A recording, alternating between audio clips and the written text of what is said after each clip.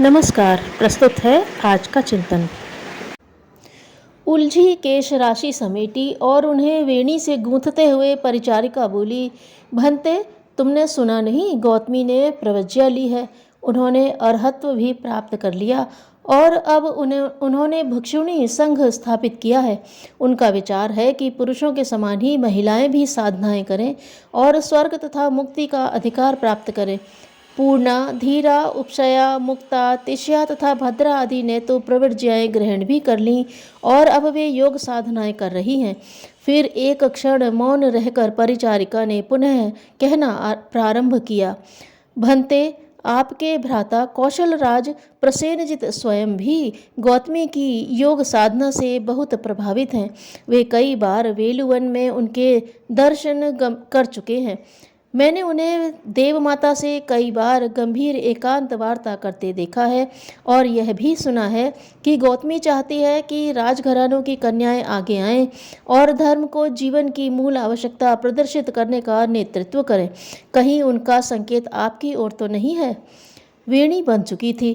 सुमना ने खड़े होते हुए कहा, विद्या, आत्मोद्धार मनुष्य जीवन का प्रधान लक्ष्य और मूल आवश्यकता है।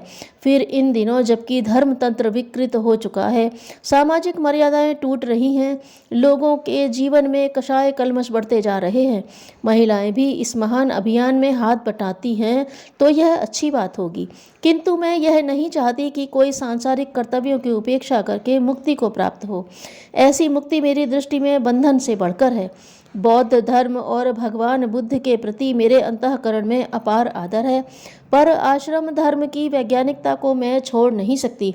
आवेश में ग्रहण की गई प्रव्रज्याएं किसी दिन भोग वृत्ति का प्रदूषण न फैलाने लगें, ऐसी मुझे पूरी आशंका है। इसलिए मैं चाहती हूँ कि साधना तो सभी करें, पर ब्रह्मचर्य, गृहस्थाश्रम और वानप्रस्थ के चरण पूरे करते हुए ही मुक्ति की ओर बढ़ा जाए।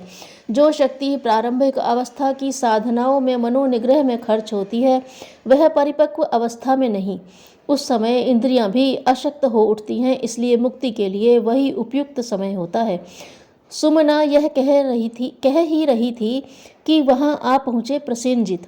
उन्होंने कहा, तू ठीक कहती है सुमना, मैंने तेरी बातें सुन ली हैं और मैं उनकी यथार्थता भी समझ ली है।